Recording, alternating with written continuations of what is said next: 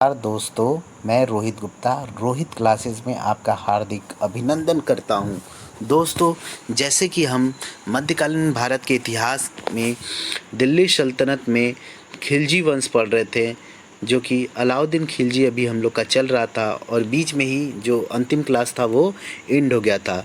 कोई नहीं दोस्तों, हम लोग आज वहीं से स्टार्ट करेंगे जो हम लोग लास्ट पॉइंट पढ़े थे, ठीक है। उसके बाद से ही स्टार्ट करेंगे। देखिए, यही लास्ट पॉइंट हम लोगों का था कि जलालुद्दीन परिवार के सदस्यों ने शेख बहाउद्दीन जकारिया के पौत्र शेख रकनुद्दीन की मध्यस्थता का सहारा लिया। शेख ने उनकी जीवन रक्षा का वचन प्राप्त कर लिया था, परंतु इस वचन को निभाया नहीं गया। आप लोग लास्ट वीडियो में देखिएगा, यही 2 लाइन हम लोगों ने कंप्लीट किया था। ठीक, आज हम लोग इसके आगे से पढ़ेंगे। ठीक है दोस्तों, वीडियो स्टार्ट करने से पहले दोस्तों हम सब लोग जो हैं एक अच्छा काम करेंगे कि आप लोग वीडियो को लाइक कर देंगे, ठीक है, और उसको आगे शेयर करेंगे ताकि दूसरे लोगों को भी हेल्प हो सके। ठीक है ब्रो, आप लोगों को पता है कि यह एक ऑडियो बुक है और इसका साफ मकसद है कि एग्ज़ाम से पहले इस बुक को कंप्लीट किया जा सके, या कि जिसके पास अगर ये सौरभ चौबे की जो मध्यकालीन भारत की इतिहास बुक नहीं है, अगर एक बार उसे समय मिलता है तो वो इसे फास्ट फॉरवर्ड करके कम से कम समय में इस बुक को भी कंप्लीट कर लेगा। ठीक है, और ये बुक जो है वो यूजीसी नेट पर्पस के लिए ही बनाया गया है, ताकि यूजीसी नेट में जो भी मध्यकालीन भारत के इतिहास के ऐसे बहुत सारे लोग जो हैं अलग अलग राइटर के बुक्स पढ़ते हैं, बट अगर सौरभ चौबे भी बुक पढ़ लेते हैं, अगर उनको फ्री में मिल जाता है तो क्या किसी का लॉस होता है। ठीक है दोस्तों, तो वीडियो को लाइक कर दीजिएगा, हम आगे बढ़ते हैं। ठीक, चलिए स्टार्ट करते हैं। सुल्तान बनने के पश्चात अलाउद्दीन ने अल्मास बेग को उल्लुग खां की उपाधि दी। जो अल्मास बेग था उसको अलाउद्दीन ने उल्लुग खां की उपाधि दी थी, ठीक है। और नसरत जलेसरी को, जो नसरत जलेसरी था उसको नस्तर खां की उपाधि दी थी। ये कि देखिए पहले की बुक थी, इसमें देखिए ये जो अंडरलाइन भी किया गया है तो आधा अधूरा है। चलिए कोई नहीं, आगे देखते हैं। मलिक यूसुफ हिजरबुद्दीन को जफ़र खां की उपाधि दी थी एवं संजर को अलप खां की उपाधि दी गई थी। चलिए कोई बात नहीं, देख लें। यही अलाउद्दीन खिलजी के 4 खां कहलाएं, जिन्हें वह पैगंबर मोहम्मद के 4 साथियों यानी खलीफाओं के समान मानता था। आज हम लोग कोशिश करेंगे कि इस बुक को पूरा ख़त्म कर दें, सॉरी बुक कह रहे हैं, इस चैप्टर को, मतलब जो खिलजी वंश है उसको पूरा कंप्लीट कर दें। ठीक है, चलिए तो आज आप लोग बने रहिएगा, आज का क्लास भी आप लोगों का थोड़ा लंबा होगा। जफ़ा खां, जिसने बर्नी ने युग का रुस्तम कहा, मीरे अर्ज बनाया गया। पुराने सरदारों को उनके पदों पर उसने बहाल रखा गया, जैसे ख्वाजा खतीर को उसके वज़ीर के पद पर बने रहने दिया गया। शासनकाल के दूसरे वर्ष नुसरत खां वज़ीर नियुक्त हुआ। बर्नी ने अलाउद्दीन खिलजी के अधिकारियों को 3 क्रमिक वर्गों में विभाजित किया है। ठीक है, अलाउद्दीन के समय होने वाले विद्रोह, आगे देखते हैं। नवीन मुसलमानों मंगोलों का विद्रोह, यह अलाउद्दीन खिलजी के काल में होने वाला पहला विद्रोह था। 1299 ईस्वी में नवीन मुसलमानों ने गुजरात की लूट में एक बड़े हिस्से की मांग को लेकर विद्रोह कर दिया। नसरत खां ने विद्रोह को दबा दिया। अलाउद्दीन खिलजी ने इन विद्रोहियों के साथ साथ इनके बीवी और बच्चों को भी कठोर सजा दी, जो कि बर्नी के अनुसार नई प्रथा थी। बर्नी के अनुसार फिरऔन यानी मिस्र के शासक जितना निरपराध रक्त बहाने के लिए दोषी ठहराया गया, उससे भी अधिक निरपराध रक्त अलाउद्दीन खिलजी ने बहाया था। अख्त खां का विरोध, दूसरा विद्रोह अख्त खां ने किया। वह अलाउद्दीन का भतीजा एवं वकीलेदर था। रणथंबोर अभियान के समय 1301 ईस्वी उसने धोखे से अलाउद्दीन के ऊपर हमला कर दिया, यानी पीठ पर वार कर दिया। सुल्तान को मृत समझकर अख्त खां ने स्वयं को सुल्तान घोषित कर दिया। वह अलाउद्दीन के हरम पर अधिकार करने दिल्ली आया, परंतु हरम के प्रभावी मलिक दीनार ने अख्त खां को मार दिया। तीसरा विद्रोह अलाउद्दीन के भांजे उमर बदायूं का इक़्तिदार एवं मुंगू खां अवध का इक़्तिदार ने किया, जिसे आसानी से दबा दिया गया। चौथा विद्रोह दिल्ली में हाजी मौला ने किया। हाजी मौला इल्तुतमिश के एक वंशज अलवी शाहजहां को सुल्तान बनवाना चाहता था। अलाउद्दीन खिलजी ने दोनों को मरवा दिया। अलाउद्दीन ने इस्माइली बोहारो, जिन्हें बरनी इबाहतियान भव्य विचारी कहता है, को 1311 ईस्वी में दंडित किया था। अलाउद्दीन पहला सुल्तान था जिसने विद्रोह के मूल कारणों को खोजकर उनका निदान किया। उसने 4 प्रशासनिक विनियम अध्यादेश पारित किया, जिसे निरोधी नियमों की संहिता कहा जाता है। ये निम्नलिखित है। आगे नंबर 1, इस संहिता में सर्वप्रथम व्यक्तिगत संपत्ति पर आघात किया गया। उसने दान में दी गई भूमि, उपहार, पेंशन, इनाम, वक्फ आदि छीन लिया। बरनी के अनुसार दिल्ली में मलिकों, हिंदू मुल्तानी व्यापारियों एवं अमीरों के अतिरिक्त अन्य घरों में सोना नाम मात्र के लिए रह गया था। अलाउद्दीन ने चरी यानी पशु चराई कर करी एवं घरी गृह कर नामक नवीन करों को लगाया। दूसरा नंबर, द्वितीय अध्यादेश में से साम्राज्य में गुप्तचरों का जाल बिछ गया। बरीद यानी जासूसों का प्रमुख था एवं मुनहियन या मुनहिस जो कि जासूस था की नियुक्ति की गई। बरनी के अनुसार इनके डर से सरदारों ने आपस में बातचीत करना बंद कर दिया। वे लोग संकेतों में अपने विचार प्रकट करते थे। नंबर 3, शराब, भांग, पांसा, जुआ आदि के निषेध से संबंधित तीसरा अध्यादेश था। अमीर खुसरो के अनुसार सुल्तान ने आज्ञा दिया कि शराब जो अंगूर की बेटी, शक्कर की बहन एवं सब बुराइयों की माँ है। बहुत अच्छा कोटेशन है, ध्यान से देखिए। अमीर खुसरो ने सुल्तान, एक बार फिर से इसको पढ़ते हैं। अमीर खुसरो के अनुसार सुल्तान ने आज्ञा दी कि शराब जो अंगूर की बेटी, शक्कर की बहन और बुराइयों की माँ है, उसकी सब बुराइयों सहित सुधार किया जाए, जिसके फलस्वरूप शराब ने नमक के समान के प्रति शपथ ली कि वह सदैव सिरके के रूप में रहेगी। देख रहे हैं कितना अच्छा कोटेशन दिया है, बहुत अच्छा। इतना अच्छा कोटेशन दिया है कि हमें भी मजबूर कर दिया दोबारा पढ़ने के लिए। आगे देखिए, अलाउद्दीन ने बलबन की ही तरह स्वयं मदिरापान त्याग दिया। मद निषेध का कारण राजनीतिक था, ना कि धार्मिक। उसने, आगे पढ़ते हैं, उसने घोषणा की कि कोई व्यक्ति न शराब पिए, ना बेचे, ना उसके निकट जाए। बदायूं गेट के पास सूखे कुएं खुदवाया, जिसमें मदिरापान करने वालों को फेंक दिया जाता था। बहुत अच्छा करता था, 1 नंबर काम। ये काम तो उसका अलाउद्दीन का सबसे प्रिय लगा हमें। गयासूपुर, इंदरपत और कैलूगढ़ी में कहीं शराब नहीं मिलती थी। यही आज के दौर में ऐसा अलाउद्दीन हो जाता तो कितना अच्छा होता। लेकिन लोगों ने अपने घरों में शक्कर से शराब बनाना शुरू कर दिया और उसे ऊंचे दामों पर बेचने लगे।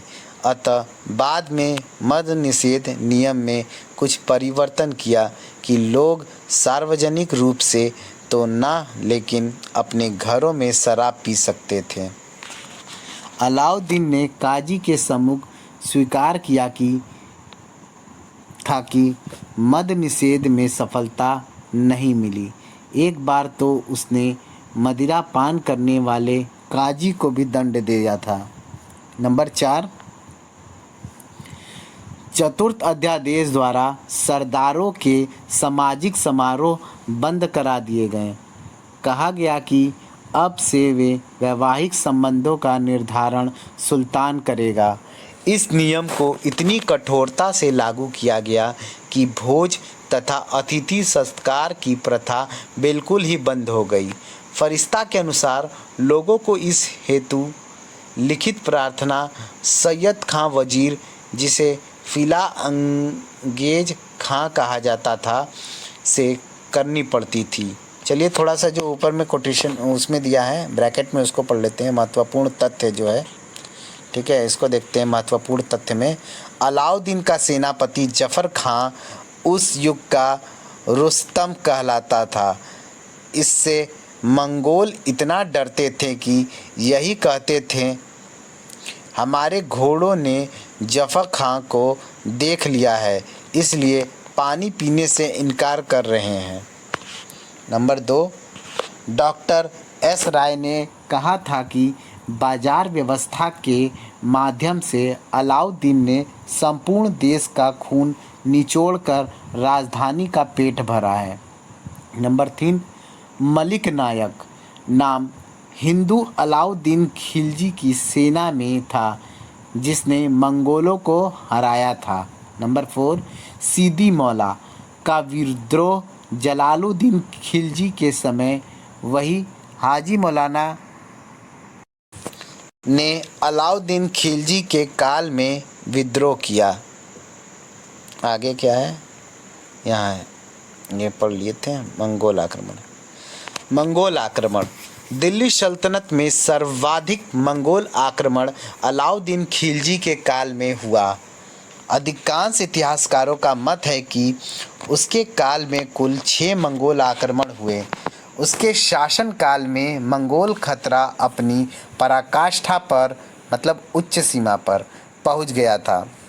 अलाउद्दीन ने मंगोलों के प्रति रक्त एवं युद्ध पर आधारित अग्रगामी नीति का अनुसरण किया। ऐसा करने वाला पहला सुल्तान था। महत्वपूर्ण है कि इसी समय मंगोल शासक दवा खां ने अफ़गानिस्तान को रौंदने के बाद रावी नदी तक अपने शासन का विस्तार किया। सर्वप्रथम उसी ने दिल्ली विजय की नीति अपनाई और अपने पुत्रों को भारत पर आक्रमण करने हेतु भेजा। मंगोलों की दिल्ली विजय की नीति 1306 ईस्वी में दवा खां की मृत्यु के बाद ही खत्म हो पाई। कादर खां अलाउद्दीन के समय पहला मंगोल आक्रमणकारी कादर खां 1298 ईस्वी में था, जिसे जफ़र खां एवं उल्लुग खां ने सतलज नदी पर जारन मंजूर युद्ध में हराया था। सदी दूसरा मंगोल हमला 1299 ईस्वी में सल्दी के नेतृत्व में हुआ, जिसे जाफ़र खां ने हरा दिया था। सल्दी को जंजीरों में बांधकर दिल्ली लाया गया। नेक्स्ट है कुतलुग ख्वाजा। तृतीय मंगोल हमला 1299 ईस्वी के अंत में दावा खां के पुत्र कुतलुग ख्वाजा ने किया। महत्वपूर्ण है कि कुतलुग ने 2 लाख की सेना के साथ यह आक्रमण लूटमार के उद्देश्य से न कर भारत यानी दिल्ली विजय के उद्देश्य से किया था। इसी अवसर पर अलाउल मुल्क ने अलाउद्दीन को मंगोलों के प्रति हिकमत ए अमली यानी कूटनीति का मार्ग अपनाने का सुझाव दिया। कहा कि वह मंगोलों के साथ समझौता कर ले, लेकिन अलाउद्दीन खिलजी नहीं माना। वह इस चुनौती का सामना करने के लिए किली के मैदान में उपस्थित हुआ। यही किली युद्ध में जफ़र खान ने कुतलुग ख्वाजा को द्वंद्व युद्ध की चुनौती दी थी। जफ़र खान से अलाउद्दीन ईर्ष्या रखता था। यही कारण था कि उसने किली युद्ध में जफ़र खान के साथ विश्वासघात किया और मंगोलों के बीच उसे अकेला छोड़ दिया। जब मंगोलों ने जफ़र खान को मार दिया तब अलाउद्दीन ने कहा कि बिना अपमानित हुए ही उससे छुटकारा मिल गया। इसके पश्चात अलाउद्दीन ने कुतलुग ख्वाजा को पराजित कर दिया। तारगी 1303 ईस्वी में 1,20,000 घुड़सवारों के साथ दिल्ली पर तारगी ने आक्रमण किया। यह मंगोलों का दिल्ली विजय करने का दूसरा प्रयास था। अलाउद्दीन खिलजी चित्तौड़ यानी खिजराबाद विजय करके आया था, अतः वह अभी तारगी से युद्ध करने को तैयार नहीं था। उसको सीरी के किलों में शरण लेनी पड़ी, जहां वह 2 महीनों तक मंगोलों से घिरा रहा। अंत में मंगोल वापस चले गए, क्योंकि घेरा डालकर नगरों पर अधिकार करने की विधि उन्हें ज्ञात नहीं थी। बर्नी के अनुसार निजामुद्दीन औलिया के सद्व्यवहार के कारण मंगोल वापस चले गए। यह भी बताया जाता है कि निजामुद्दीन औलिया ने ऐसी प्रार्थना की कि तरंगी भयभीत होकर भाग गया। तरंगी भयभीत होकर भाग गया। हालांकि दोनों विवरण मनगढ़ंत है। बर्नी यह भी लिखता है कि यदि तरगी यमुना के किनारे 1 महीने और रुक जाता तो दिल्ली हाथ से निकल जाता। ठीक है, आगे देखते हैं। अलाउद्दीन मंगोल समस्या का स्थायी समाधान ढूंढने का प्रयास किया।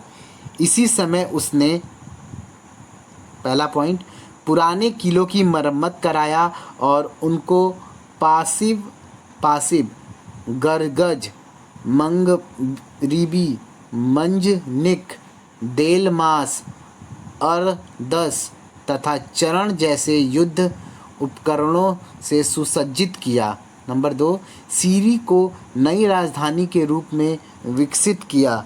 पहली बार दिल्ली के चारों ओर एक रक्षात्मक चहारदीवारी बनाई गई।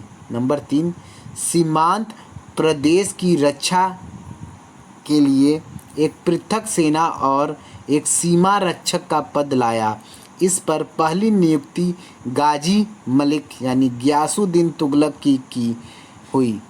उसे 1305 ईस्वी में पंजाब का सूबेदार बनाया गया। गाजी मलिक प्रतिवर्ष मंगोल क्षेत्रों पर आक्रमण करके उन्हें आतंकित करता था। तारगी, अली बेग एवं तारताक 1305 ईस्वी में इन्होंने आक्रमण किया। हालांकि तारगी रास्ते में ही मर गए। इस अभियान का सर्वोच्च सेनाध्यक्ष चंगेज खां का वंशज अली बेग था। यह मंगोलों का हिंदुस्तान यानी दिल्ली जीतने का आखिरी प्रयास था। आगे अली बेग एवं तारताक को अमरोहा में अलाउद्दीन खिलजी के एक हिंदू अमीर मलिक नायक आखूर बफे मैसरा, जो कि पूर्व में समाना एवं सुनाम का हाकिम रह चुका था, ने हरा दिया। उनको पकड़कर दिल्ली लाया और सीरी के दीवार में जिंदा चुनवा दिया। कबक इकबाल मंद एवं तैयबू 1306 ईस्वी में 1306 ईस्वी में 3 सेनाध्यक्षों ने नेतृत्व में आक्रमण हुआ। जो 3 सेनाध्यक्ष कौन थे? कबक, इकबाल मंद एवं तैयबू। ठीक है, आगे, जिनको मलिक काफूर एवं गाजी मलिक ने हरा दिया। बर्नी बताता है कि इनके बाद भी मंगोल हमले हुए, परंतु इसामी एवं अमीर खुसरो के अनुसार यह अलाउद्दीन खिलजी के काल का अंतिम मंगोल हमला था। बर्नी के अनुसार अब से मंगोलों का सिंधु नदी पार करने का साहस नहीं होता था। लाहौर एवं दीपालपुर मंगोलों के लिए चीन की दीवार की तरह अलंघ्य बन गए, मतलब बिना लांघे ने योग बन गए। अलाउद्दीन खिलजी के काल में भारत की उत्तर पश्चिमी सीमा व्यास नदी और लाहौर से बढ़कर सिंधु नदी तक जा पहुंची।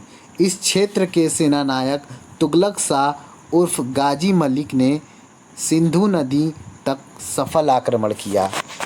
ठीक है, जो लोग भी इस वीडियो को देख रहे हैं प्लीज़ लाइक कर दीजिएगा, और जो नए यूज़र्स होंगे वो सब्सक्राइब कर देना और शेयर कर देना, ताकि और लोगों को भी इस वीडियो का लाभ मिल सके।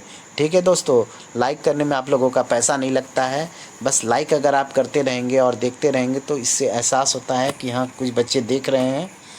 ठीक है, ताकि हमें भी पता चले कि हाँ हम जो डाल रहे हैं कंटेंट सब कोई ना किसी का तो लाभ हो रहा है। ठीक है, इसलिए बच्चे आप लोग लाइक करते रहिए और सब्सक्राइब भी कर दीजिएगा। ठीक है, आगे चलते हैं। आगे है अभियान। उत्तर भारत का अभियान था और दक्षिण भारत का अभियान था। ठीक है, उत्तर भारत का अभियान में देखते हैं क्या क्या था। गुजरात का अभियान 1298 ईस्वी में, रणथंभौर का अभियान 1301 ईस्वी में, चित्तौड़ का अभियान 1303 ईस्वी में, मालवा का अभियान 1305 ईस्वी में, सिवान का अभियान 1308 ईस्वी में और जालोर का अभियान 1311 ईस्वी में। यह उसके उत्तर भारत का अभियान था। चलिए आइए अब हम दक्षिण भारत का अभियान देखते हैं, जो कि 4 हैं। देवगिरी का अभियान 1307 ईस्वी में, वारंगल का अभियान 1309 ईस्वी में, होयसल का अभियान 1310 ईस्वी में और पांडे का अभियान जो है 1311 ईस्वी में। अलाउद्दीन का ये अभियान था। ठीक है, उत्तर भारत का और दक्षिण भारत का। चलिए अब हमको इसको विस्तार से देखते हैं। ठीक है, आगे चलते हैं। अलाउद्दीन खिलजी के अभियान। अलाउद्दीन खिलजी के विषय में कहा जाता है कि वह एक अनोखा साम्राज्यवादी था। उसने उत्तर भारत के राज्यों के प्रति समुद्रगुप्त वाली प्रस्फोधरण यानी प्रत्यक्ष विलय नीति का अवलंबन किया तथा दक्षिणी राज्यों के प्रति भी वही नीति अपनाई जो समुद्रगुप्त की थी, अर्थात ग्रहण मोक्षानुग्रह, मात्र करद बनाकर छोड़ना। इसीलिए स्टेनले लेनपूल ने उसे सल्तनत का समुद्रगुप्त कहा है। एग्ज़ाम में आ सकता है कि सल्तनत का समुद्र किसने कहा है। दो जगह देखिए, ये लाइन दो जगह आ चुकी है इस लेसन में। सल्तनत का समुद्रगुप्त, आगे भी ये लाइन आई थी, स्टेनले लेनपूल ने कहा था। आगे चलते हैं। दूसरे अलाउद्दीन खिलजी प्रथम सुल्तान था जिसने दक्षिण के हिंदू राजाओं को उनकी पूर्व स्थिति में रहने दिया।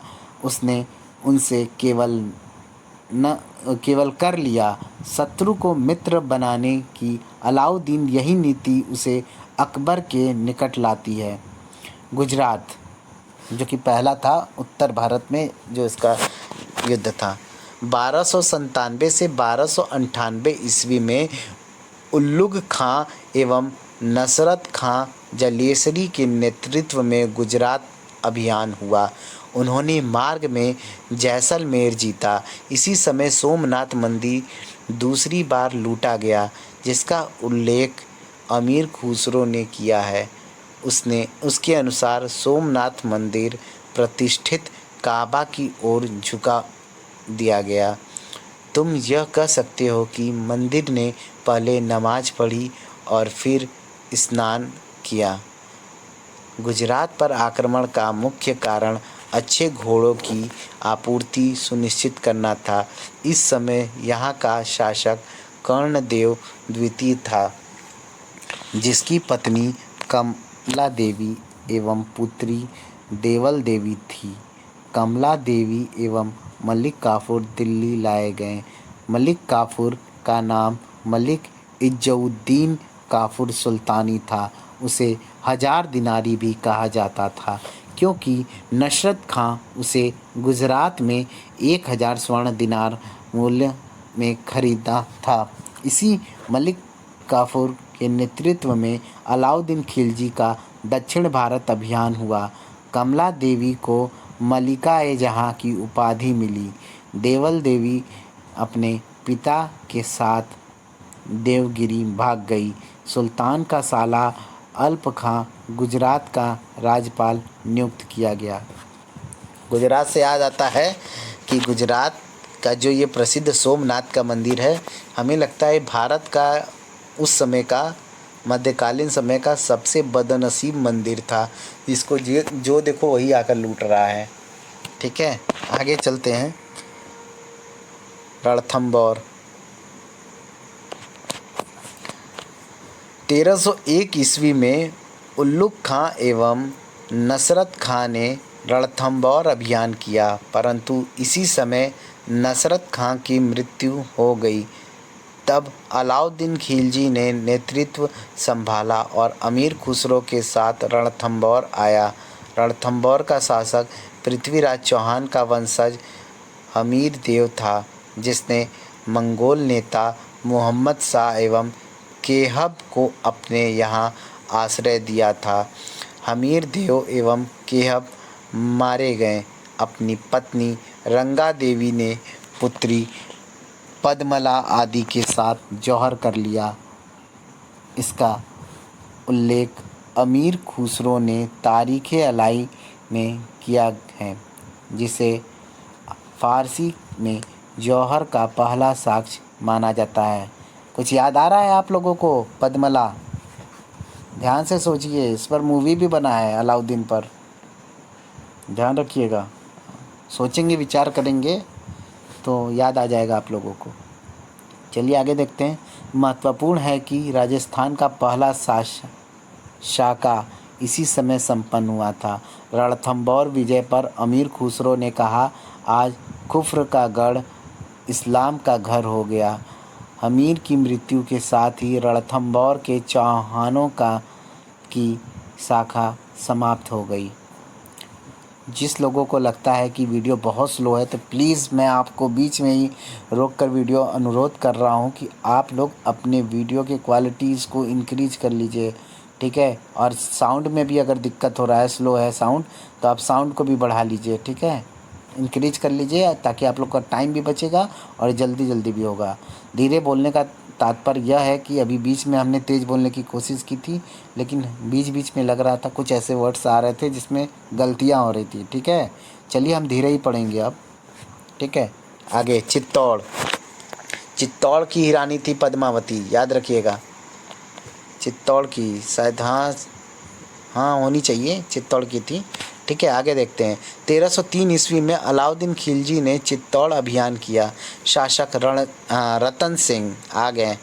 गुहिलौत राजपूत वंश का था।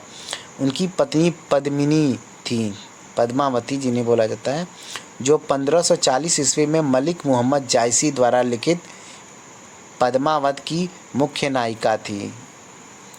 महत्वपूर्ण है कि 1459 ईस्वी में दामोदर कवि ने पद्मावती कथा लिखी और पद्मिनी के जौहर का उल्लेख दिया था। रतन सिंह अपने सेनापति बादल एवं गौरा के साथ मारा जाता है। पद्मिनी ने 1600 स्त्रियों के साथ जौहर कर लिया।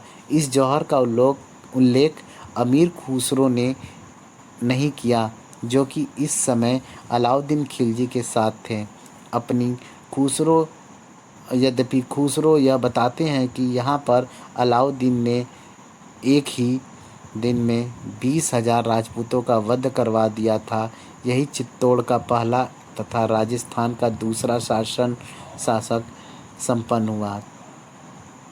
ठीक है। 1623 ईस्वी में जाटमल ने गोरा बादल की कथा का लेखन किया था। देखिए यही पद्मावत जो है मूवी है। ठीक है, याद रखिएगा।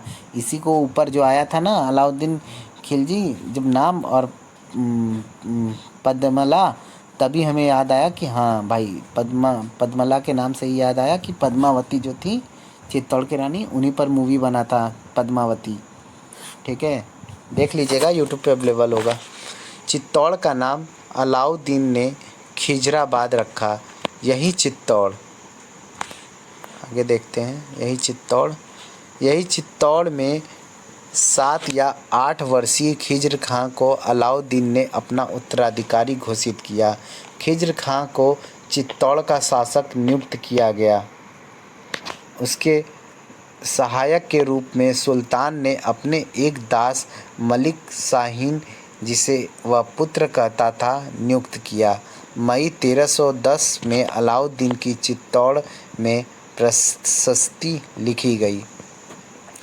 मालवा 1305 ईस्वी में प्रशासक एवं साहित्यकार एनुल मुल्क मुल्तानी ने मालवा जीता। यहाँ का शासक महलक देव था, जिसका सेनापति हरनंद कोका था। सिवाना 1308 ईस्वी में अलाउद्दीन खिलजी ने यहाँ के शासक शीतल देव को हरा दिया। सिवाड़ा मारवाड़ का सबसे शक्तिशाली दुर्ग था। विजय के उपरांत दुर्ग का नाम खैराबाद रखा गया। कमालुद्दीन कुर्ग को सिवाना का सूबेदार बनाया गया। महत्वपूर्ण है कि सिवाना दुर्ग जोधपुर के राठौर शासकों की शरणास्थली रही है। जालौर नेक्स्ट, यहाँ के शासक कान्हड़ देव को नीचा दिखाने के लिए अलाउद्दीन खिलजी ने अपनी एक नौकरानी गुलोबिहिस्त के नेतृत्व में सेना जालौर भेजा था। 1311 ईस्वी में कमालुद्दीन कुर्ग ने कान्हड़ देव, जिसे कान्हा भी कहा जाता है, को पराजित कर जालौर जीत लिया। अलाउद्दीन ने जालौर का नाम जलालाबाद रखा। वाह, अब इसका दक्षिणी अभियान पढ़ेंगे। ठीक है, चलिए देखते हैं दक्षिणी अभियान। हाँ, अभियानकर्ता दक्षिणी अभियान नायब उप सुल्तान, जिसे मलिक काफूर के नेतृत्व में हुआ। ख्वाजा हाजी उसका सहायक नियुक्त हुआ। अभियान क्रमशः देवगिरी, तेलंगाना, होयसल एवं पांड्य इन राज्यों में हुआ था। विशेष, अमीर खुसरो काफूर के साथ दक्षिण आए थे। दक्षिण के बाजारों का वर्णन अमीर खुसरो ने किया था। ठीक है, दक्षिण भारत पर पहला तुर्की आक्रमण जलालुद्दीन खिलजी के काल में हुआ था, उसी समय हो गया था। वही दक्षिण यानी विंध्याचल पर्वत के पार जाने वाला पहला सुल्तान अलाउद्दीन खिलजी था। अलाउद्दीन का दक्षिण अभियान खिलजी साम्राज्यवाद का अगला चरण था। दक्कन आर्थिक दृष्टि से संपन्न था। दक्कन यहाँ की संपत्ति किसी भी साहसी योद्धा के लिए प्रलोभन की वस्तु थी। वस्तुतः अलाउद्दीन खिलजी के दक्षिण अभियान का मुख्य उद्देश्य धन प्राप्ति करना था। इस समय दक्षिण की राजनीतिक स्थिति देखते तो दक्षिण के राज्य आपस में ही संघर्षरत थे, मतलब वो लोग आपस में ही लड़ रहे थे, तथा एक राज्य की कमजोरी दूसरे राज्य के लिए शक्ति का साधन थी। सुल्तान अलाउद्दीन खिलजी का दक्षिण अभियान 1307 ईस्वी में शुरू होता है, लेकिन सुल्तान अलाउद्दीन खिलजी के समय में दक्षिण पर सबसे पहला आक्रमण 1303 ईस्वी में जूना एवं छज्जू के नेतृत्व में बंगाल एवं उड़ीसा के मार्ग में से तेलंगाना पर हुआ था। तेलंगाना का शासक काकतीय वंश का प्रतापरुद्र देव था। 1303 ईस्वी में उसने अलाउद्दीन खिलजी की सेना को हरा दिया था। देवगिरी से स्टार्ट करते हैं, ठीक है। यहाँ से यहाँ पढ़ते हैं। देवगिरी। फरिश्ता के अनुसार राजा कर्ण की पत्नी कमला देवी अपनी दूसरी पुत्री देवल देवी को देखने के लिए उत्सुक थी। 1307 ईस्वी में मलिक काफूर ने यहाँ के शासक रामचंद्र देव को हरा दिया। अल्प खां ने देवल देवी को एलोरा के निकट पकड़ लिया। देवल देवी का विवाह अलाउद्दीन खिलजी के पुत्र खिज्र खां से हुआ। अमीर खुसरो की आशिकी में इन्हीं के प्रेम प्रसंगों का उल्लेख मिलता है। रामदेव को अलाउद्दीन ने रायरान की उपाधि और हरी छतरी के इस्तेमाल का अधिकार दिया था। उसने उसके राज्य में नवसारी जिला छोड़कर उसे वापस कर दिया। रामदेव की पुत्री इल्लपाली से अलाउद्दीन खिलजी ने विवाह कर लिया। रामदेव ने परशुराम दलावे पारसदेव को दक्षिणी सीमांत का मुख्य सेनापति बनाया तथा अपने बाजारों को मलिक काफूर के लिए खुलवा दिया। तेलंगाना यानी वारंगल। 1309 ईस्वी में तेलंगाना पर आक्रमण हुआ, जिसकी राजधानी वारंगल थी। यहाँ पर काकतीय वंश का शासन था। इसी वंश की शासिका गणपति की पुत्री रुद्रम्बा देवी हुई, जिसका उल्लेख इटली के यात्री मार्को पोलो ने किया था। अलाउद्दीन खिलजी का समकालीन काकतीय शासक प्रतापरुद्र देव द्वितीय था। उसे लुद्दर यानी लूहर देव भी कहा जाता था। इस अभियान में तेलंगाना के सरवर दुर्ग में रावत महिलाओं ने जौहर कर लिया, जिसका उल्लेख अमीर खुसरो ने किया है। मलिक काफूर ने भैरागढ़ या भसीरागढ़ गोलकुंडा के मार्ग से तेलंगाना पर आक्रमण किया। प्रतापरुद्र देव ने अपनी सोने की एक मूर्ति बनवाई और इसमें कोहिनूर हीरे की माला डालकर काफूर को दिया। कोहिनूर हीरे का पहला साक्ष्य इसी समय मिलता है, जो कि गोलकुंडा के खान से निकला था। जानते हैं ना, वही कोहिनूर हीरा जो कि नादिर शाह ले गया था अपने साथ, और जो अब जो है वो ब्रिटेन की महारानी के ताज में है। ठीक है, देखिए कब तक आता है भारत। खफी खां के अनुसार यह हीरा काफूर ने अलाउद्दीन को दिया, जिसने उसे मुबारक खिलजी को दे दिया। अमीर खुसरो के अनुसार कोस के बोझ से कराहते हुए 1000 ऊँटों पर लूट का बहुत सा माल लेकर काफूर दिल्ली लौटा। होयसल आज के मैसूर को मध्यकाल में होयसल के नाम से जाना जाता है। उसकी राजधानी द्वार समुद्र थी, जिसे आज लेविट कहा जाता है। अलाउद्दीन खिलजी का समकालीन होयसल शासक वीर बल्लाल तृतीय था। 1310 ईस्वी में काफूर ने होयसल पर आक्रमण किया। शासक वीर बल्लाल ने आत्मसमर्पण कर दिया।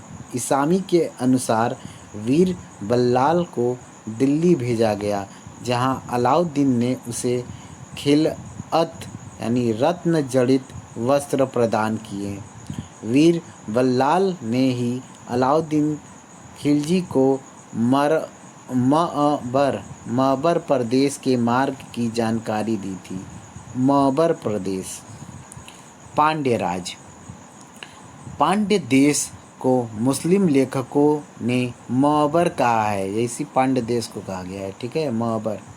पांड्य राज्य ने ही अलाउद्दीन की अधीनता नहीं स्वीकारी और मलिक काफूर के आक्रमण के पश्चात भी अपनी स्वतंत्रता बनाए रखी। पांड्य देश का शासक जो है मारवर्मन कुलकेशक कुल कुलशेखर सॉरी मारवर्मन कुलशेखर 1268 ईस्वी से 1311 ईस्वी था। ब्राइटनेस बहुत ज़्यादा इसलिए थोड़ा दिक्कत हो रहा है बोलने में। जिसकी हाल ही में मृत्यु हो गई थी।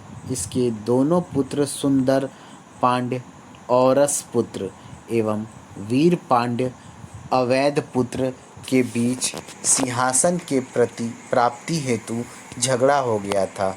सुंदर पांड्य ने मलिक काफूर से सहायता मांगी। 1311 ईस्वी में काफूर ने हमला किया किंतु वीर पांड्य भाग गया। काफूर ने वीर धूल यानी पांड्यों की राजधानी एवं लिंग महादेव के सोने के मंदिर को लूटा। धन की दृष्टि से काफूर का सबसे सफल आक्रमण यही था। आर.एस. शर्मा के अनुसार काफूर की इस लूट से महमूद गजनवी की आंखें भी कब्र में चमक उठी होगी। अमीर खुसरो बताते हैं कि काफूर ने रामेश्वरम के हिंदू मंदिर को नष्ट करके वहां एक मस्जिद खड़ी की। फरिश्ता का कथन है कि मलिक काफूर ने सेतुबंद रामेश्वरम में मस्जिद का निर्माण किया और हिंदू रायों में इतनी सहिष्णुता थी कि उन्होंने उसे नहीं तोड़ा। फरिश्ता बताता है कि अलाउद्दीन को प्राप्त हुए संपत्ति महमूद गजनवी की प्राप्ति से कहीं अधिक थी। दक्षिण में मलिक काफूर ने देवगिरी को अपना मुख्यालय बनाया।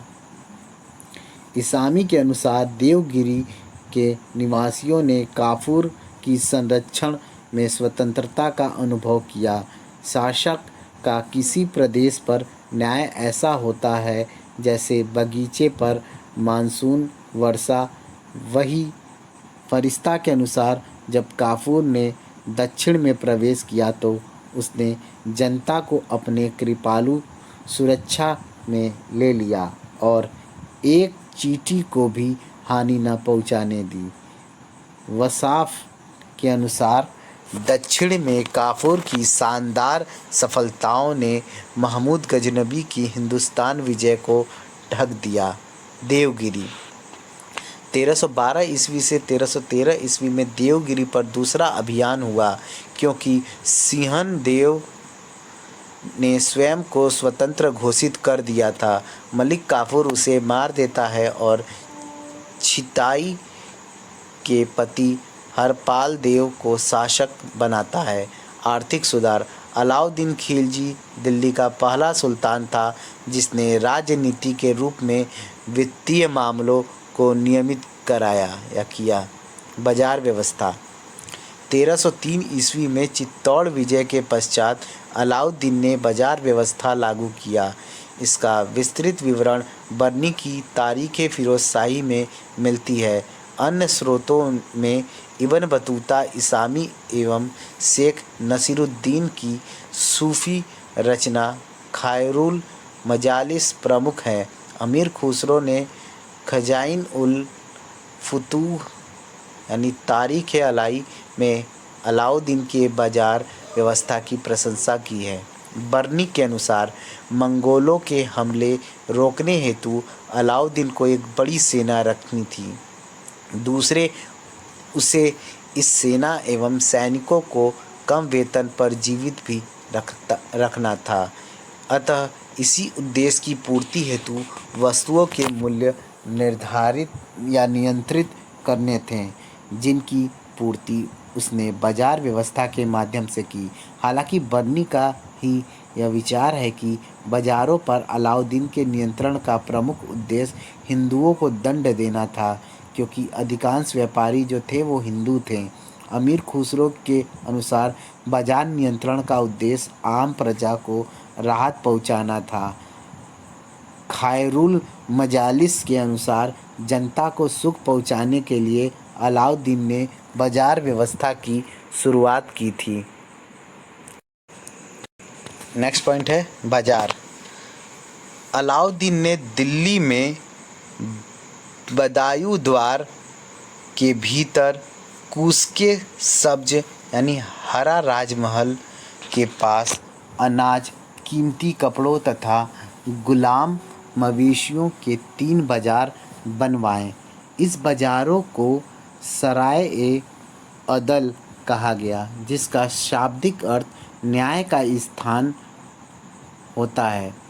ध्यान यह रहे कि यह सरकारी धन से सहायता प्राप्त बाजार थे। चूँकि गुलाम एवं मवेशियों का बाजार एक ही था, इसलिए बर्नी इनकी कीमत साथ साथ देता है। बर्नी ने उनकी कीमत तफसील में बताई है। बाजार व्यवस्था से संबंध अधिकारी।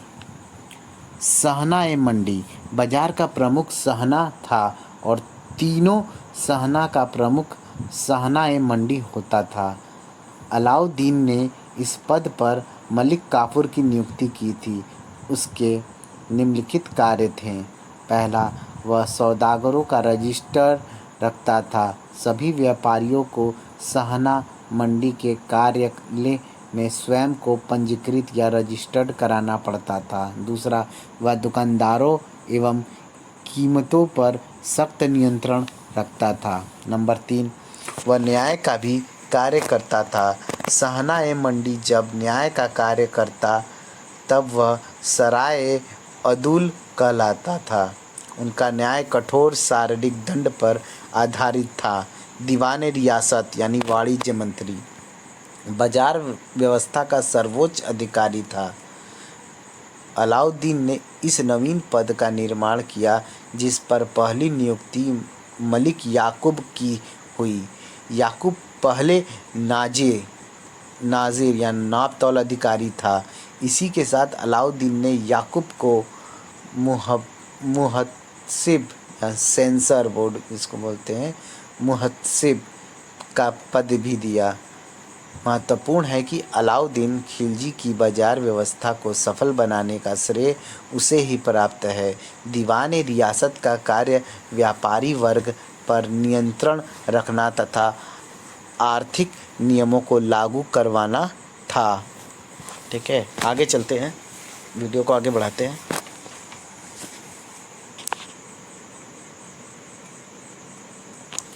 सहना ए मंडी की सहायता के लिए कुछ और अधिकारियों की नियुक्ति होती थी, जैसे बरीद गुप्तचरों का प्रमुख, मुन्हियन या मुन्ही जासूस होते थे।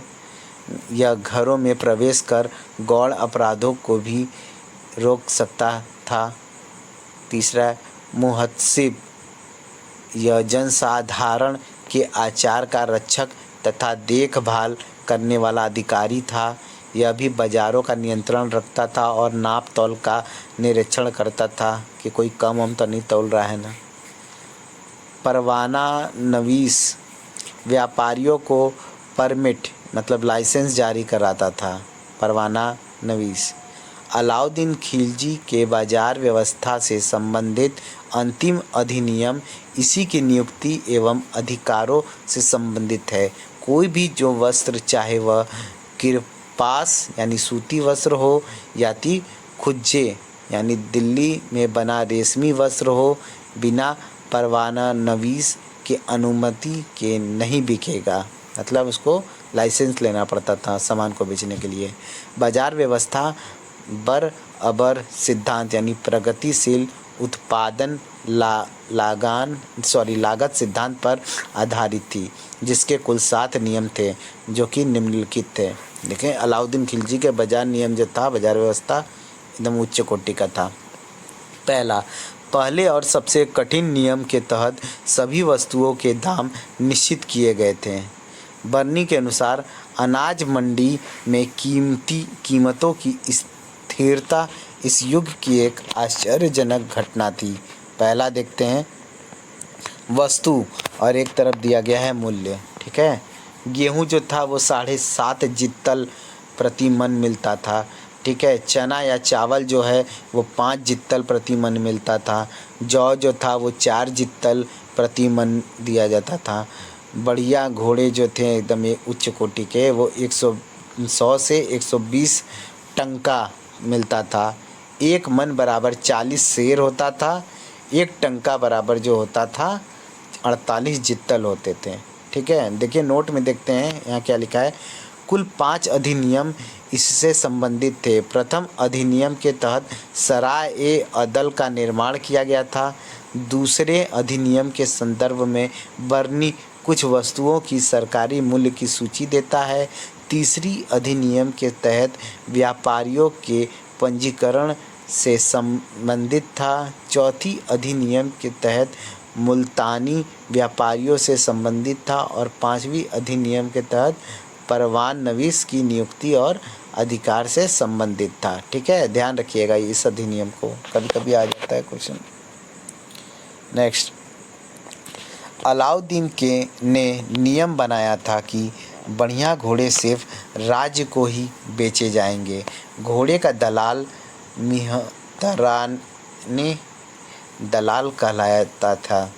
बर्नी उनको तथा मध्यस्थों को बाजार का राजा कहता था। समुद्र के रास्ते आने वाले घोड़े दरियाई तथा मध्य एशिया के घोड़े बालादस्ती कहलाते थे। अलाउद्दीन कपड़ा व्यापार करने वाले मुल्तानी व्यापारियों को अग्रिम धन यानी 20 लाख टंका दिया, अर्थात वे राज्य के पैसे से व्यापार करते थे। हिंदू व्यापारियों को 10% तथा मुस्लिम व्यापारियों को 5% तक कर देने पड़ते थे। इसका दूसरा पॉइंट है, दूसरा नियम मलिक कबूल उल्लुग खानी को गल्ला मंडी का नियंत्रण यानी सहना नियुक्त किए जाने से था।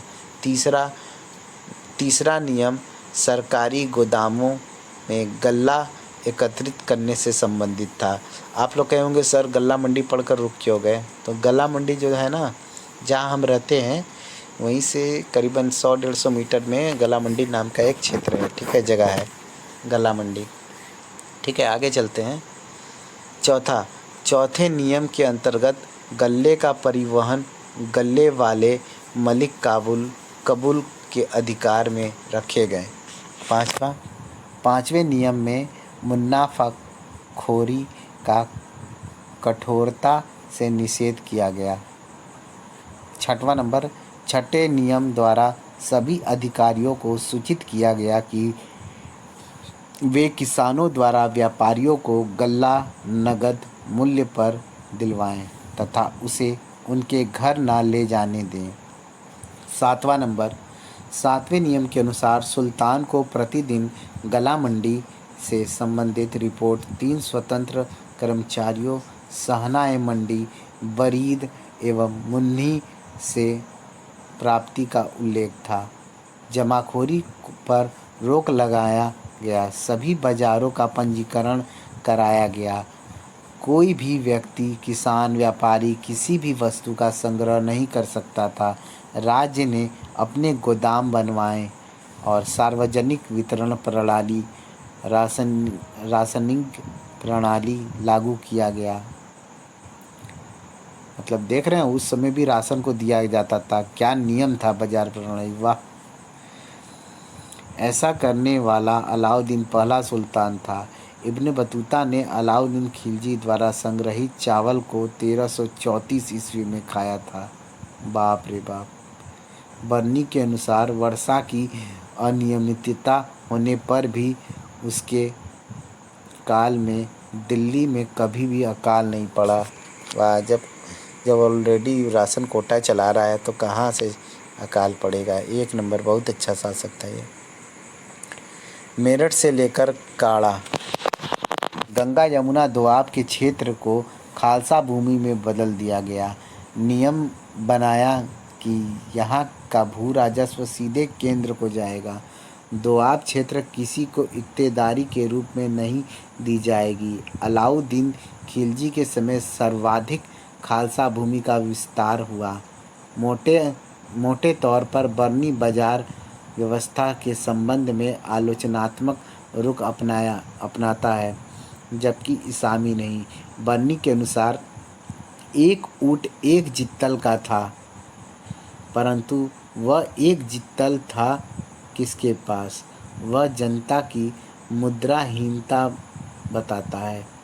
अलाउद्दीन खिलजी की बाजार व्यवस्था का प्रसार क्षेत्र कहाँ तक था, इस पर इतिहासकारों ने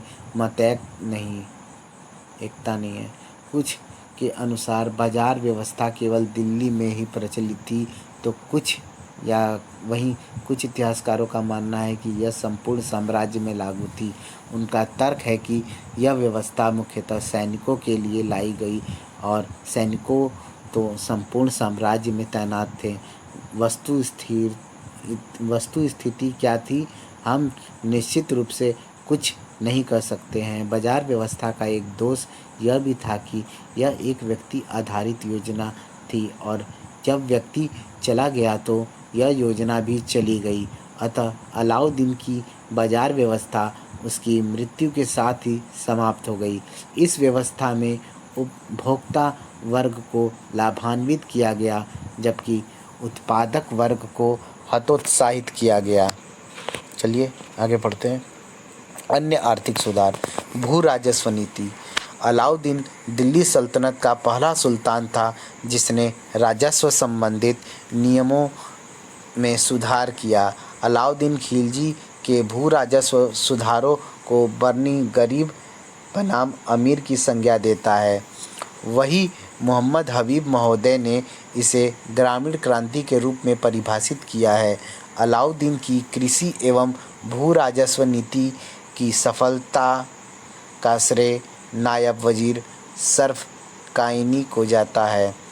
उसने अलाउद्दीन की इस नीति को इतनी कड़ाई से लागू किया कि बरनी को कहना पड़ा, अब से लोग राजस्व विभाग के अधिकारियों को ज्वर से भी बुखार समझने लगे और अपनी पुत्री का विवाह उनसे नहीं करते थे।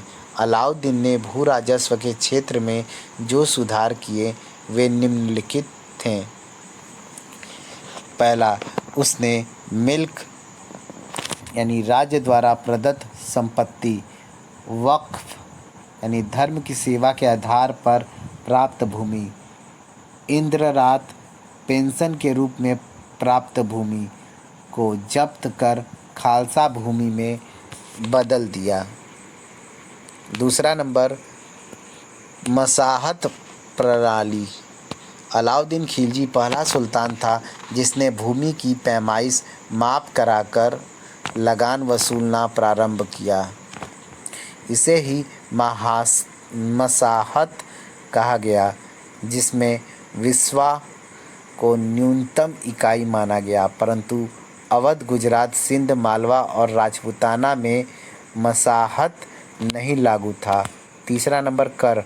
अलाउद्दीन खिलजी के करारोपण के संबंध में बरनी ने दो परस्पर विरोधी बातें कहीं। एक तरफ तो वह कहता है कि फसल पर नगद भू राजस्व की मांग की गई, वहीं दूसरी तरफ वह यह भी कहता है कि अलाउद्दीन ने अनाज के रूप में कर वसूला। इस संदर्भ में हफीफ ज़्यादा प्रमाणित विवरण उपलब्ध कराता है। उसके अनुसार अलाउद्दीन ने पूरा भू राजस्व नकदी में वसूला। उसके काल में कोई भी भुनभुनाने या शोर मचाने की हिम्मत नहीं कर सकता था। अलाउद्दीन खिलजी पहला सुल्तान था जिसने कर की नकद अदायगी अनिवार्य की। दूसरे, वह भारत का पहला मुस्लिम शासक था जिसने भूमि की वास्तविक आय पर राजस्व निश्चित किया था। अपवाद स्वरूप राजस्थान के झैन यानी झानिन ने अन्नागार हेतु भू राजस्व का आधा भाग अनाज के रूप में लिया गया। रणथंभौर के झैन को बर्नी एवं इसामी ने सहरे नूर कहा है। भू राजस्व कुल उपज का आधा यानी 50% होता था। बहुत ज़्यादा था रे। अलाउद्दीन खिलजी ने ही सर्वप्रथम चरी खरी और घरी नामक कर लगाए। उसने चाहे खूत यानी जमींदार हो या बलाहार साधारण किसान, सब पर एक ही दर आरोपित किया। फरिश्ता बताता है कि उसने साधारण किसान मुकद्दम के लिए मवेशियों की अधिकतम संख्या निश्चित कर दी थी। जमींदार, सर्वप्रथम अमीर खुसरो ने जमींदार शब्द का प्रयोग किया है। बर्नी ने उनको खुद कहा है।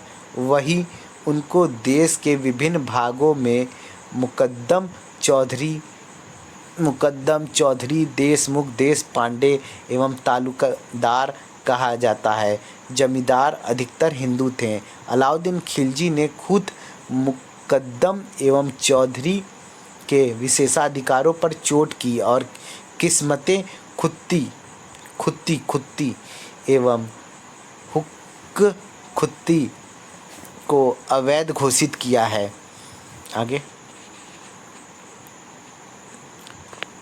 उसके इस प्रयास को बर्नी यह कहकर तर्कसंगत ठहराता है कि अलाउद्दीन खिलजी का मकसद कमज़ोरों पर ताकतवरों के करों का बोझ पड़ने से रोकना था। बर्नी के अनुसार इसका परिणाम यह निकला कि अब वह घोड़ों पर नहीं चढ़ सकता था, पान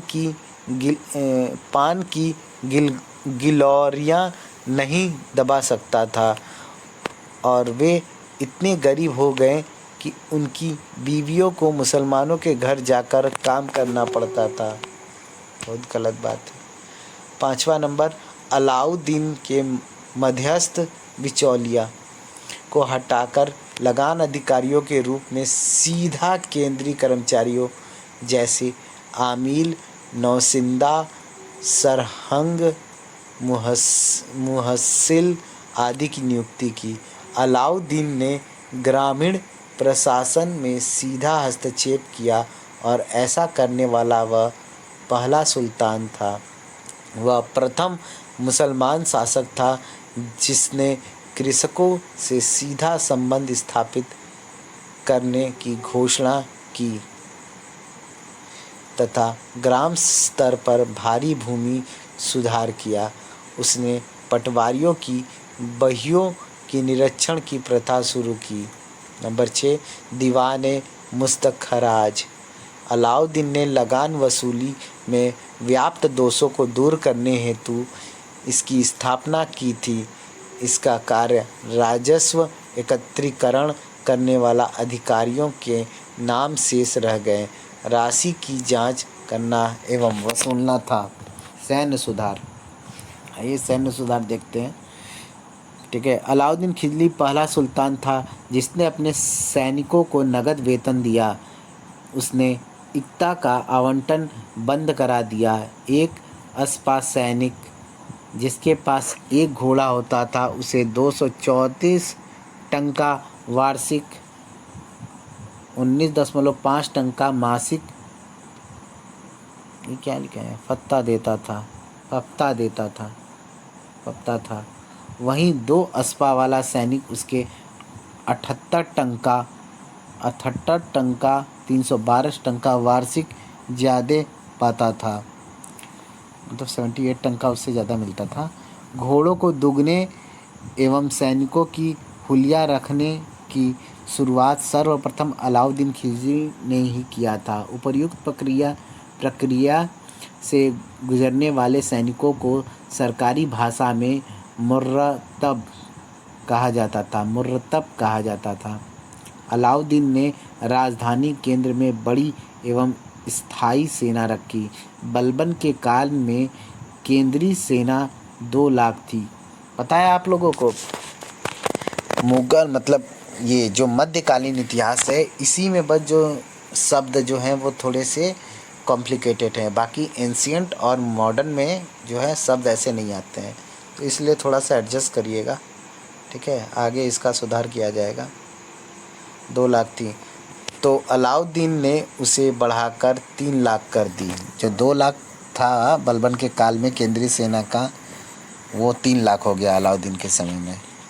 उसने खुम्स या माल गनीमह लूट का धन को उल्टा कर दिया।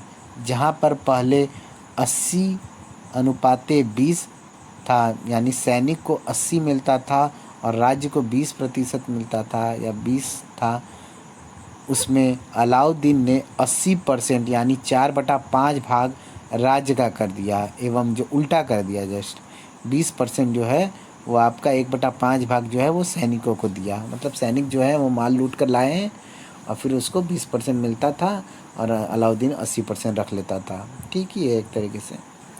अलाउद्दीन खिलजी का राजत्व, जब लूटना ही है तो ठीक ही ना है। अमीर खुसरो ने तारीख़ अलाई में अलाउद्दीन के राजस्व का प्रतिपादन किया है। इसमें उन्होंने अलाउद्दीन को विश्व का सुल्तान, युग का विजेता, जनता का चरवाहा एवं पृथ्वी के शासकों की तुलना सुल्तान से की है। ठीक है, आगे पढ़ते हैं। अलाउद्दीन के राजत्व की मुख्य विशेषताएं। धर्म एवं राजनीति का पृथक्करण, निरंकुशता के सिद्धांत को प्रबल बनाना, साम्राज्यवाद एवं राज्यहित की प्राथमिकता थी।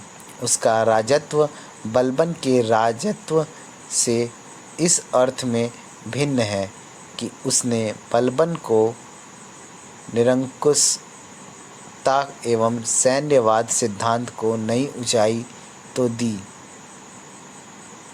लेकिन बलबन की कुलीन तंत्रीयता एवं जातीयता यानी नस्लवाद की नीति को अलाउद्दीन ने अस्वीकार कर दिया।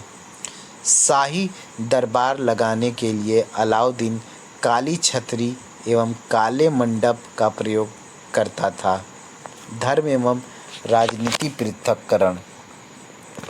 यद्यपि अलाउद्दीन ने यामीन उल खिलाफत नासिर अमीर उल मोमिनीन यानी खलीफा का दायां हाथ या खलीफा का नायब की उपाधि ली, तो इसका सीधा अर्थ है कि उसने केवल नाम मात्र के लिए ही खलीफा की सत्ता को मान्यता दी थी। अलाउद्दीन ने केवल कार्यालय में अभिलेखों में खलीफा का नाम रखा। उसने खलीफा से सुल्तान पद की स्वीकृति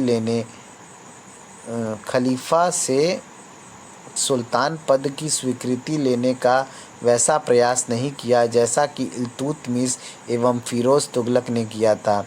यही बात उसने उलेमा वर्ग पर लागू किया। वह उलेमा वर्ग से कोई सलाह नहीं लेता था। निरंकुशता, हम पढ़ेंगे निरंकुशता। अलाउद्दीन ने निरंकुशता के सिद्धांत को प्रबल बनाया। अलाउद्दीन खिलजी ने प्रशासनिक मामलों में किसी से सलाह नहीं ली। हालांकि इसका अपवाद बर्नी का चाचा और दिल्ली का कोतवाल अला उल मुल्क था, जो कि पहले कड़ा में उसका प्रतिनिधि था। वह कभी कभी अलाउद्दीन को सलाह भी देता था। अलाउद्दीन बयाना के काजी मुगीसुद्दीन से अक्सर वार्तालाप करता था। उसने एक बार इसी काजी को जीवनदान का वचन दिया था। साम्राज्यवाद, क्या हो गया रे बाबा? साम्राज्यवाद। अलाउद्दीन ने शांति को विकास के लिए विनाश बताया, जबकि युद्ध को व्यक्ति, समाज और समाज के लिए अनिवार्य बताकर लगातार युद्ध नीति का अवलंबन करता रहा। उल्लंघन भी अवलंबन बोल सकते हैं, अवलंबन करता रहा। ध्यातव्य है कि आगे चलकर अकबर एवं मुसोलिनी ने भी इसी मत को समर्थन दिया। मुसोलिनी ने तो यहाँ तक कह दिया कि जैसा एक स्त्री के लिए मात्र सुख अनिवार्य है, वैसे ही राज्य के लिए युद्ध राज्य हित की प्राथमिकता। अलाउद्दीन खिलजी ने बयाना के काजी मुगिसुद्दीन से कहा कि राज्य के हित के लिए जो निर्णय लेना आवश्यक होगा वह लिया जाएगा, भले ही वह शरा या शरीयत के अनुकूल हो या प्रतिकूल। वह फ्रांस के लुई 14वें की भांति मानता था, मैं ही राज्य हूँ। किसने कहा था ये? लुई 14वां ने कहा था, मैं ही राज्य हूँ। अलाउद्दीन की योजना एक नया धर्म चलाने की थी ताकि उसे सांसारिक एवं आध्यात्मिक दोनों स्थितियों में सर्वोच्च स्थिति प्रदान या प्राप्त हो। दूसरे, वह सिकंदर महान का अनुसरण कर विश्व विजय करना चाहता था। उसने सिकंदर द्वितीय की उपाधि भी धारण की थी, परंतु अलाउल मुल्क के समझाने पर उसने ये दोनों योजनाएं जो हैं वो त्याग दी। ठीक है, आगे अन्य महत्वपूर्ण उपलब्धियां। पहला नंबर, अलाउद्दीन खिलजी पहला सुल्तान था जिसने वेश्यावृत्ति रोकने का प्रयास किया। इसने आदेश दिया कि नगर की समस्त वेश्याएं एक निर्धारित अवधि के भीतर विवाह कर लें। मुगल काल में औरंगजेब ने भी वेश्यावृत्ति का निषेध किया था। अकबर ने वेश्याओं को शहर से हटाकर शैतानपुरी में बसाया था। नंबर 2, अलाउद्दीन ने वृत्ताकार अलाई किला या कुस्के सीरी बनाया जिसमें 7 द्वार थे। मार्शल ने उसके द्वारा निर्मित अलाई दरवाज़ा को इस्लामी स्थापत्य खजाने का सुंदर नग कहा है। अलाई दरवाज़ा प्रारंभिक तुर्की स्थापत्य का सुंदरतम एवं सर्वोत्कृष्ट नमूना माना जाता है। फरिश्ता के अनुसार अलाउद्दीन खिलजी के पास गुलामों की संख्या 50,000 थी। उसने 70,000 कारीगरों को भवनों आदि में नियोजित किया। उनकी केंद्रीय सेना में 4,75,000 अश्वरोही थे। नोट्स में देखिए क्या लिखा है। अलाउद्दीन के सम्मुख केवल यही काजी मुगिसुद्दीन जाया करता था और वही सुल्तान एवं अमीरों के साथ गोपनीय बैठकों यानी मजलिसे खलवत में बैठा करता था। सुल्तान एवं बयाना के काजी के बीच कुल 4 विषयों पर वार्तालाप हुआ था।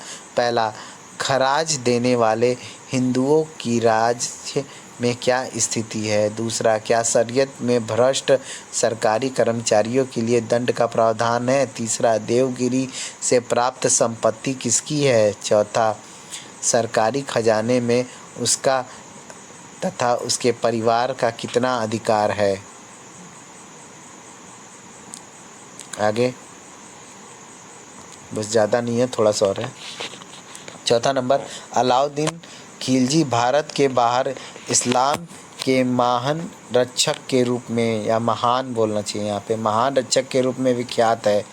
बुक में थोड़ा गलत प्रिंट लगा है। यद्यपि भारत में इसमें संदेह है। अमीर खुसरो तथा अमीर हसन देहलवी को उसके राज्याश्रय प्रदान किया था। बर्नी के अनुसार खुसरो के अतिरिक्त अलाउद्दीन के दरबार में 46 साहित्यकार और थे। ठीक है। 5वां नंबर, जैन आचार्य महासेन ने अलाउद्दीन खिलजी के दरबार में अपने विरोधियों से शास्त्रार्थ किया था। अलाउद्दीन उनसे इतना अधिक प्रभावित हुआ कि उनके सामने नतमस्तक हो गया। जैनी पूर्णचंद्र भी सुल्तान के करीबी थे। अलाउद्दीन खिलजी ने जैन कवि रामचंद्र सूरी को सम्मानित किया था। मृत्यु। बर्नी बताता है कि सफलता अब उसका साथ नहीं देने लगी। लक्ष्मी सदा की तरह चंचला सिद्ध हुई तथा प्रारब्ध ने अलाउद्दीन का अंत करने हेतु खंजर खींच लिया। फरिश्ता का मत है कि खिज़्र खां एवं मलिका ए जहां दावतें उड़ाने और रंगरलियां मनाने में व्यस्त थे। सुल्तान को लगा कि उनकी बीमारी का कारण उनके द्वारा दी जा रही उपेक्षा है। देवगिरी से अलाउद्दीन ने मलिक काफूर को दिल्ली बुलवाया। उसने सरकार की बागडोर मलिक काफूर को वजीर तथा उप सुल्तान के रूप में दे दिया।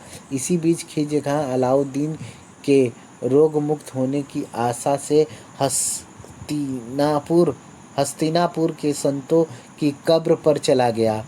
उनकी अनुपस्थिति में काफूर को खुलकर षड्यंत्र खेलने का अवसर मिल गया। बताओ, अलाउद्दीन जिसको इतना मानता था, जिसको यहाँ तक कि ऊपर सम्राट भी बना दिया, अब देखो वो गद्दी के लिए गद्दारी कर रहा है। हद है यार बेईमानी की। फरिश्ता के अनुसार सुल्तान एक अंधे की तरह काफूर के सभी राजनीतिक और क्रूर कदमों का समर्थन करता था। अरे थोड़ा सब्र कर लेता, सुल्तान कुछ दिन में मर जाता, फिर तो उसी को तो गद्दी मिलता, जबकि वो सुल्तान था। तो सब्र नाम का चीज़ नहीं था काफूर को। काफूर ने मलिका ए जहाँ के बारे में सुल्तान के कान भर दिए।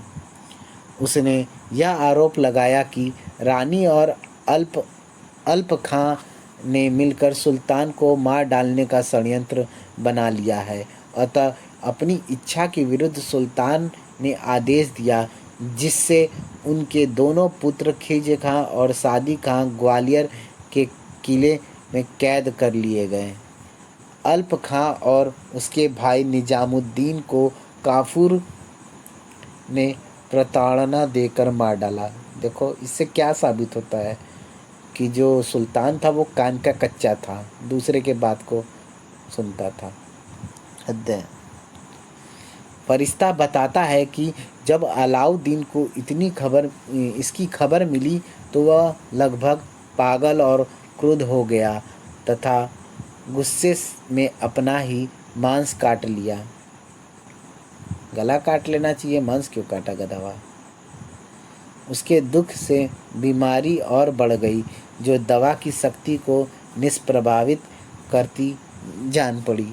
बर्नी के अनुसार अलाउद्दीन 1316 ईस्वी में जलोदर मनी इस्तिस्का, अमीर खुसरो के अनुसार यकृत रोग, ठीक है, इसामी के अनुसार दारुण पीड़ा के कारण मरा। इस संदर्भ में इसामी का कथन है कि दारुण पीड़ा व्यक्ति को पागल बना देती है। अंत में वह असावधान होकर बेसुध हो जाता था। उसे दिल्ली की जमा मस्जिद के सामने एक कब्रगाह में दफन कर दिया गया। हमीद कलंदर के अनुसार दिल्ली के नागरिक अलाउद्दीन खिलजी के मकबरे पर श्रद्धा प्रकट करने जाते थे। उनकी कब्र पर पवित्र धागा बांधते थे, दुआएं मांगते थे और उनकी इच्छाएं पूर्ण हो जाती थी। इतिहासकारों ने कहा है कि यद्यपि अलाउद्दीन खिलजी महान तो नहीं था, परंतु वह महानता के काफ़ी निकट था। सही बात है। दरअसल अलाउद्दीन की उपाधियां तो महान थी, लेकिन उनका आधार अत्यंत संकुचित था। यह सब कुछ एक व्यक्ति के ऊपर ही निर्भर थी। वह लुई 14वां एवं प्रसा के फ्रेडरिक महान की भांति स्वयं अपना प्रधानमंत्री था। प्रोफेसर SR शर्मा के अनुसार विश्वासघात, आतंक तथा लूट उसके शासनकाल की प्रमुख विशेषता थी। यहाँ प्रमुख लिखा नहीं है, लेकिन हम अपने से जोड़ रहे हैं। प्रमुख विशेषता थी। विश्वासघात से उसका शासन आरंभ हुआ, लूट की संपत्ति से फला फूला और आतंक से उसका अंत हुआ। आप लोग पद्मावत मूवी ज़रूर देखिएगा, इसमें अलाउद्दीन के चरित्र के बारे में बहुत अच्छे से वर्णन किया है। देखिएगा, आप लोगों को बहुत अच्छा लगेगा। नंबर 1, इस अवसर पर खिलजी खां ने अपने पिता को रोग मुक्त करने की आशा में हस्तिनापुर के संतों की कब्रों पर पैदल यात्रा करने का संकल्प लिया, परंतु वह घोड़े पर सवार होकर गया। जैसे ही खुसरो खिलजी खां के विषय में लिखता है, सुंदर रमणियों के केस सदा उसके हाथों में रहते थे। जैसे पवित्र मनुष्यों के हाथ में माला होती है, अक्षरतः सत्य साबित हुई। अमीर खुसरो का कथन है कि 3 तीव्र भावनाएं, पुत्र स्नेह, बीमारी एवं चिड़चिड़ापन उसके मन में संघर्ष कर रही थी। इन तीनों तत्वों ने उसके हृदय पर अधिकार कर लिया और मृत्यु ने यह संघर्ष समाप्त कर दिया। आगे पढ़ते हैं। अब प्रकार जो है हमारा अलाउद्दीन खिलजी ख़त्म। अब हम शिहाबुद्दीन उमर।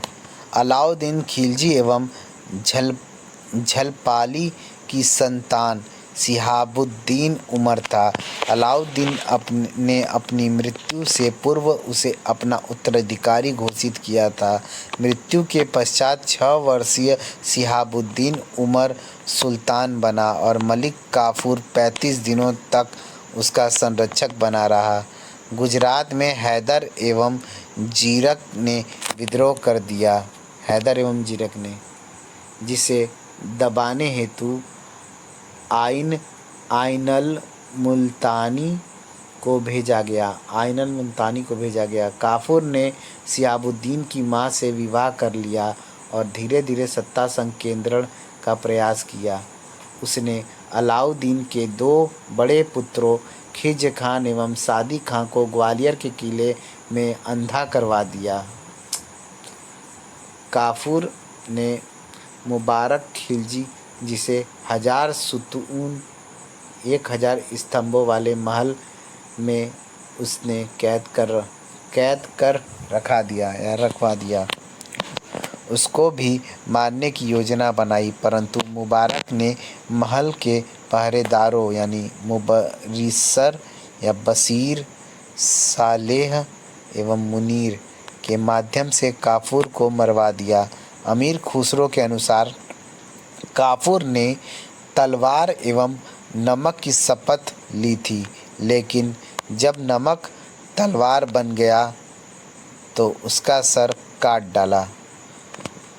तत्पश्चात मुबारक 64 दिनों तक शिहाबुद्दीन उमर का संरक्षक बन कर शासन किया और अंत में वह अप्रैल 1316 ईस्वी में उमर को नेत्रहीन कर स्वतंत्र रूप से शासक बना। मुबारक ने अपने 3 अंधे भाइयों खिज़ खान, सादी खान एवं शिहाबुद्दीन उमर को मरवा दिया। बताओ, कुल अंधा मर गए, सबको मार डाला, अंधा करके मार डाला सबको। उन राजकुमारों को विजय मंदिर में दफन किया गया, जो ग्वालियर दुर्ग एक बुर्ज है। आगे हम पढ़ेंगे कुतुबउद्दीन मुबारक खिलजी 1316 ईस्वी से 1320 ईस्वी तक।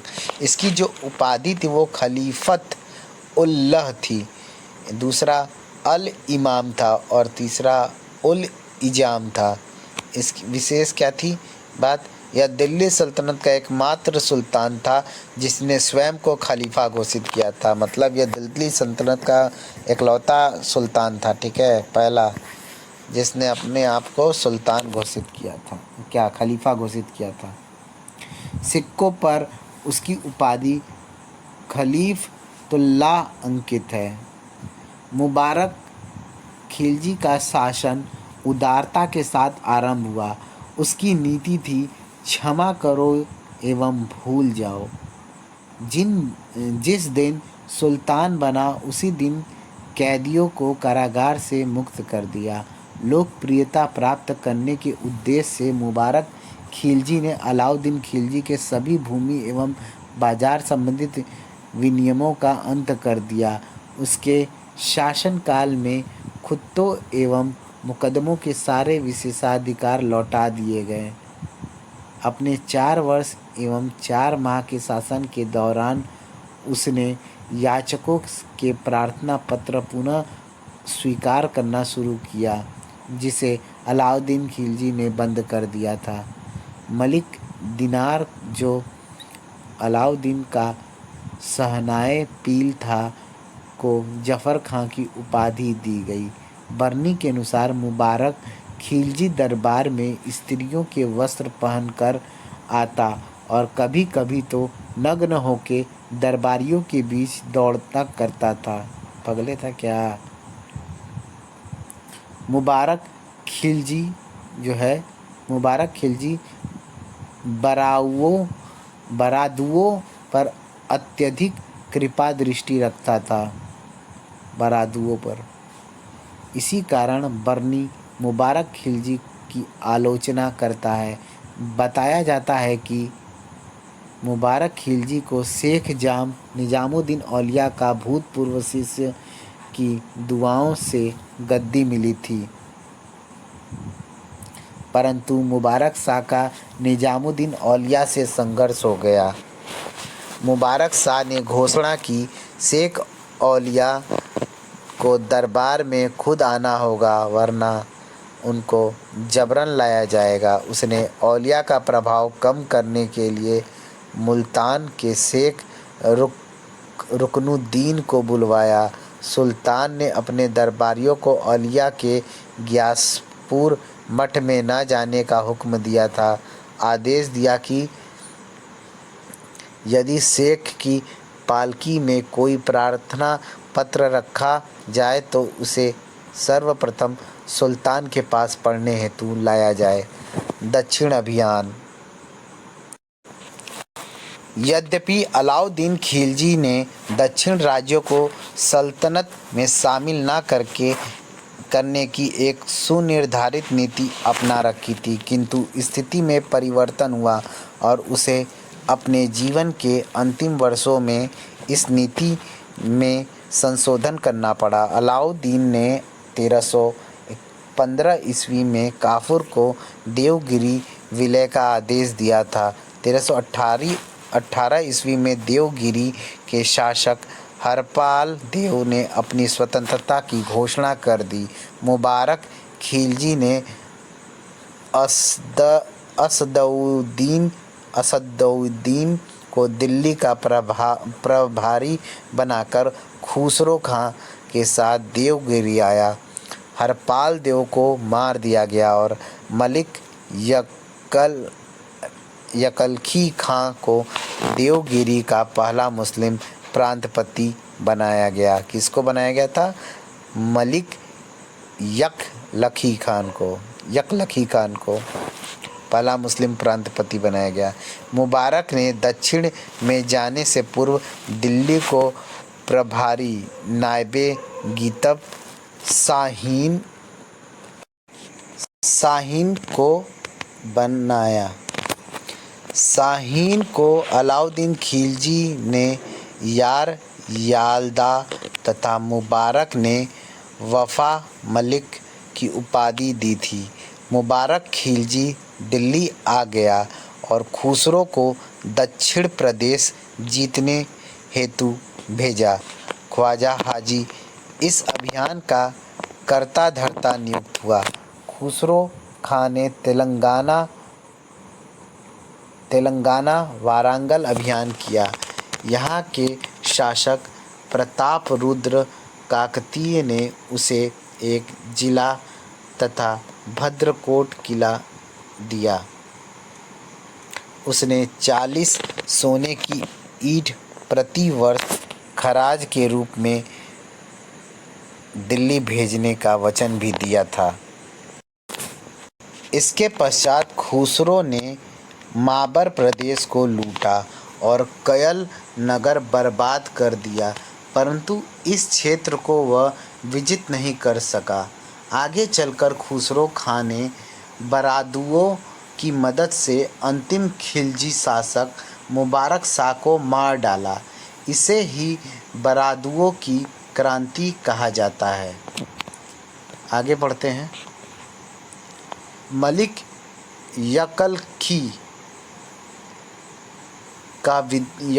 खां का विद्रोह। मुबारक खिलजी के देवगिरी प्रस्थान करने के उपरांत यकलखी खां ने विद्रोह कर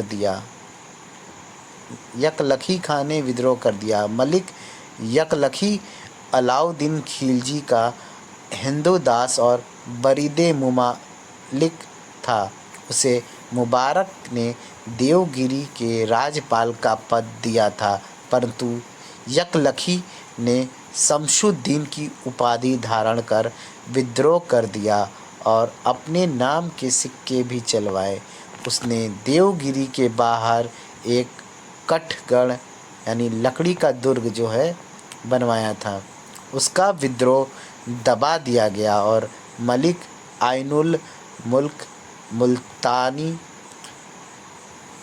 मलिक आइनुमुल मुल्तानी देवगिरी का राज्यपाल नियुक्त किया गया। नेक्स्ट पॉइंट जो है हमारा, उससे पढ़ने से पहले हम लोग बीच ये कोटेशन वाला पढ़ लेते हैं जो ब्रैकेट में है, ठीक है। देवगिरी देवगिरी मुबारक खिलजी ने इसका नाम कुतबाबाद कुतबाबाद या खुतबाबाद रखा। उसी ने देवगिरी को सल्तनत का अटूट हिस्सा बनाया और देवगिरी को अपने अधीन प्रभावी ढंग से कर लिया। मुबारक खिलजी ने यहाँ टकसाल भी स्थापित किया। देवगिरी को कुब्बतुल इस्लाम या कुबतुल नगर भी कहा जाता था। महत्वपूर्ण है कि यदि कहा गया महत्वपूर्ण है कि कुब्बत उल इस्लाम दिल्ली को कहा गया और वहाँ इसी नाम से एक मस्जिद भी है। मोहम्मद बिन तुगलक ने कुतबाबाद का नाम दौलताबाद रखा। स्टेनले लेनपुल ने कहा था कि दौलताबाद गुमराह शक्ति का स्मारक चिन्ह है। नसरुद्दीन खुसर व शाह, आगे पढ़ते हैं। नसरुद्दीन खुसर शाह उपाधि जो है इसका पैगंबर का सेनापति। खुसरो मलिक नसीरुद्दीन के नाम से अगला सुल्तान बना। वह गुजरात का निवासी था। उसे मुबारक खिलजी ने खुसरो खां की उपाधि दी थी तथा अपने राज्य का प्रधान मंत्री बनाया था। खुसरो हिंदू धर्म में परिवर्तित मुसलमान था, जिसे गुजराती हिंदू सैनिकों का समर्थन प्राप्त था। उसने खिज खान की विधवा देवल देवी से विवाह कर लिया। उसने आइने उल मुल्क मुल्तानी को उसकी विद्वता के आधार पर आली मुल्क या यूसुफ सूफ़ी को सूफ़ी खां की उपाधि दिया। हुसामुद्दीन को खाने खाना तथा बारूद रंडौल को राय राया की उपाधि दी। रंढौल खुसरव शाह के विरोधियों ने उसे इस्लाम का शत्रु कहा और इस्लाम खतरे में है का नारा लगाया, जबकि उसके द्वारा भेजे गए उपहारों एवं 5 लाख टंका को निजामुद्दीन औलिया ने स्वीकार कर खुद खुसरव शाह की सत्ता को मान्यता दिया था। इसी समय दीपालपुर के सूबेदार गियासुद्दीन तुगलक ने खुसरव शाह के विरुद्ध षड्यंत्र किया। वही एक मात्र अधिकारी था जिसने खुसरव शाह के नेतृत्व में नया शासन स्वीकार नहीं किया था। उसने अमीरों को 5 पत्र तथा एक विशेष पत्र वजीर आइन उल मुल्क माहरू को भेजा। अमीरों ने उसे देखो एवं इंतजार करो की नीति अपनाने को कहा। गियासुद्दीन ने पहली लड़ाई सरस्वती का युद्ध सिरसा के पास जीत लिया। तदुपरांत यमुना नदी पार कर खुसरो खां को लहरावट के युद्ध में निर्णायक रूप से पराजित किया। तुगलक का सेना का गुप्त शब्द कुला था। महत्वपूर्ण है कि खुसरव शाह का सुल्तान बनना भारतीय मुसलमानों द्वारा सत्ता प्राप्ति का दूसरा प्रयास था। पहला प्रयास नासिरुद्दीन महमूद के समय रेहान ने किया था। बरादू यह नए मुसलमानों यानी वे हिंदुओं जिन्होंने इस्लाम स्वीकार कर लिया है का एक समूह था, जिनको बर्नी ने अधम कहा है। कुछ इतिहासकार बरादू को राजपूतों का एक अशिक्षित योद्धा समूह मानते हैं। मुबारक खिलजी हसन एवं हुसामुद्दीन को सगे बरादू भाइयों से प्रेम करता था। उसने हसन को खुसरो खां की उपाधि एवं विजारत का पद भी दिया था। बरादुओं का नेता खुसरो मलिक नसीरुद्दीन खुसरवशाह था और इसके विरुद्ध झंडा गयासुद्दीन तुगलक ने बुलंद किया था।